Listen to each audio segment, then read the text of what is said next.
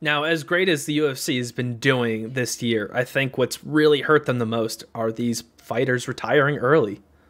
I know it started with Cejudo Yeah. earlier this year, and we just got the latest victim to retirement, unfortunately. Oh, my skin, I still have goosebumps talking about it. But Yeah. obviously, the highlight of the night was Khabib Nurmagomedov defeating Justin Gaethje, and in incredible fashion, mind you, with the triangle chokehold in the second round to really just hammer it home. And then all of a sudden, you know, we'll get into the details, but to watch Khabib go to the center of the octagon and just absolutely break down, absolutely humanizes somebody you just saw destroy another human. It was incredible to watch. And then, to hear him, we all dropped our jaws and then just stared at each other like, what are we listening to? Khabib goes out of the UFC, out of MMA, at a record of 29-0, 13-0 in the UFC, defending his title. He has beaten every single person in his division and then some. It's a major loss. I can't imagine what Dana White is feeling, what any of these guys, but I have to respect the decision, because you're talking about a man who fought with his father. His father was his coach, obviously. And, that we don't need to rehash their history, but, everything that happened with COVID and, him battling COVID and then ultimately succumbing to the virus. And then, he had to make good on his promise. He wanted to defend his title one more time. He wanted to make his father proud. And then he made a promise to his mom and said, "This is it. I'm done fighting after this. I can't do it without him." He was the inspiration. He was his coach. He was everything to him. And here we are. We're sitting there on Saturday. And as dominant as Khabib is, he is leaving ultimately at the prime of his career. Yeah, and what Khabib has done for the sport can never be repaid. What he has done is bigger than what Conor McGregor has done for the sport. Khabib doesn't need to talk the talk. He just does it. He just goes out there every single time, and he doesn't disappoint. He is going to maul everybody in front of him, and you know what you're getting. You're going to get a great fight. And this was by far his toughest opponent in Justin Gaethje. And Justin Gaethje in the first round was doing a great job of staying with him, hitting him with some nice left hooks, doing what he was doing against Tony Ferguson. And then it just seemed like Khabib went back to his corner and took over. He was just like, all right, we're not going to just, keep moving around the ring, throwing some jabs at each other.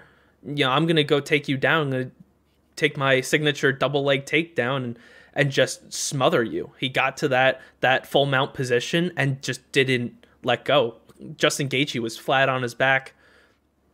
He was trying to get out of it, but like everybody says about Khabib, he is so strong. He has a strength that it's an unteachable strength. It's a natural strength. I don't know. Yeah, because you look at him, you're like, oh, he looks like every other 155 pounder. But he's not. He is built so differently from everybody else. And his will to just break you is unmatched. So even Gaethje after the fight was like, I couldn't have imagined him being that strong. Like he just completely took over. And that's what led to, I mean, that triangle choke, it didn't look like it was all the way in there, and then it still knocked Justin Gaethje out. Like his arms went limp. He was out. Well, so that's the thing is that, I mean, we saw him tapping, and I don't know what Jason Herzog was looking for. I'm not going to blame Herzog. I see this, then I see this, and then I see this. And I was like, that man's asleep. Well, that fight needed to be called the first time he tapped. I'm not. So, I don't think it's not a bad stoppage. That was not a bad stoppage. It wasn't a bad stoppage, but I mean, he obviously missed the taps. Well, the thing was, Justin was kind of tapping the head, which also made it look like he was feeling around for the head. to know where he was feeling for, because in that triangle choke, his eyes were covered by Khabib. So you don't know if he's actually tapping or if he's trying to feel for something, and that's where the misconfusion came from. And that's why Jason was like, "Wait, was that a tap?" Felt for the arm. The arm was limp, so he called it, and that's exactly what you need to do. And I'm not throwing any blame or any, like, I'm not criticizing Jason Herzog. He's obviously one of the best there is at what he does. But I want to say that, I mean, if you go back and watch the fight, and trust me, it won't take you very long, but we saw a little glimpse of it in the first round where Khabib took down oh my God, I almost said Justin Gaethje, and he brought him down and tried to get the triangle then, but he just couldn't lock it in. So I think him and his coaches had realized that there was a way to get him down on the ground, and then he knew that he could, if he could lock it in, it was going to be over. And if you watch the fight, if you didn't watch it, the insane control of his body and his movement, he gets Gaethje to the ground, and then as he heads to the ground himself, he simultaneously gets on top of Gaethje's back and his front, and full mounts him. And you're like, oh, but all in one fell swoop, in one motion. It was almost, like, you couldn't have written it any better. There's no way to teach what he just did and have everybody do that every single time. It just happened so perfectly for him. And then obviously he brought it home with the triangle choke. The debate will go on, but it's hard to find anybody who is better pound for pound.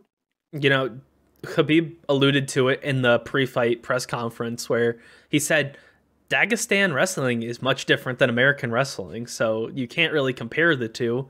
And he showed because he wrestled a goddamn bear.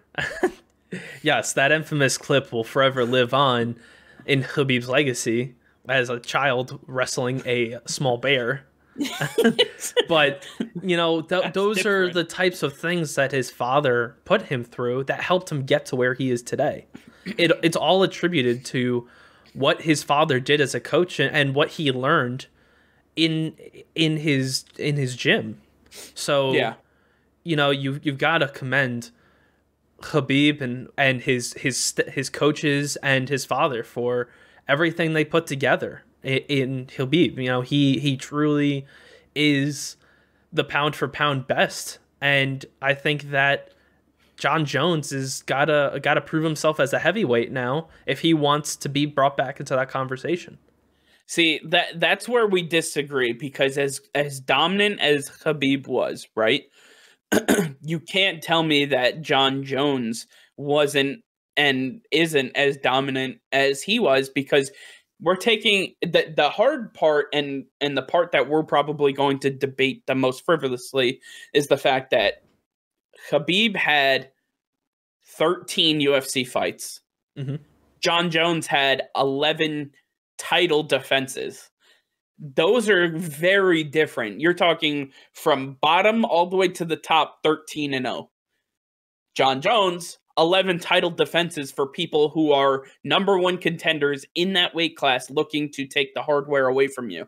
I mean, the aspect of those fights are completely different. You can't exactly look at it like that, because John Jones, when he first came into the UFC, he was pushed to the top right away. It was his either second or third fight in the UFC was a championship fight, and that's when he took the light heavyweight championship. And every fight from then on was a title defense. It had to be. So Khabib didn't have the same experience. He worked his way up, and it was his probably fifth or sixth fight in the UFC that was his first championship fight. And he's only had, 6 or 7 chances at defending his title. So he was only given so many chances. And if you look at the age discrepancy, John Jones is an older opponent. Khabib came into the UFC at an older age than when John Jones did. So you've got to factor all that in. I don't think you can really just look at what they have done, like how many championship fights they have had and how many title defenses they have had. But if we go, even if we break it down by round, you can only say that Khabib has lost 1, maybe 2 rounds in his entire career. Rounds, not fights, rounds. Right. He has won almost every single one. You can't say that for John Jones. He pretty much lost to Dominic Reyes in February of this year. We can't forget that he pretty much left the light heavyweight division, so he didn't have to fight Reyes or Jan Blachowicz again. You know, he didn't want to face that competition, and he wanted to. Now that DC is retired, he felt like he could move up to the heavyweight division and compete with those guys. I don't necessarily believe that it was to run away from Jan Blachowicz and Dominic Reyes.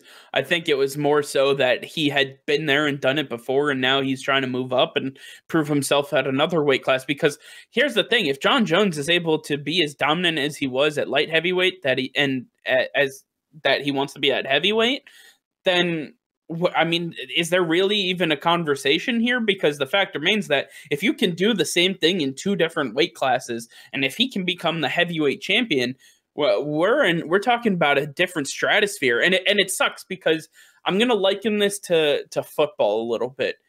Everybody knows that the greatest running back is probably Emmitt Smith, right? We talk about Emmitt Smith, or we talk about whoever you want to insert, right? You got to throw Bo Jackson in there just in the conversation, and I think that's who Khabib is. I think Khabib is Bo Jackson. They left so much on the table. They left so much to still be wanted from the fans, and that we're not going to be able to see. Again, he's leaving in the prime of his career. He's leaving at a time when he could continue to dominate in the UFC. But we're never going to see it. If you don't want to take the running backs, take the wide receivers. Everybody regards Jerry Rice as the best receiver ever. Calvin Johnson was well on his way to possibly taking over that title.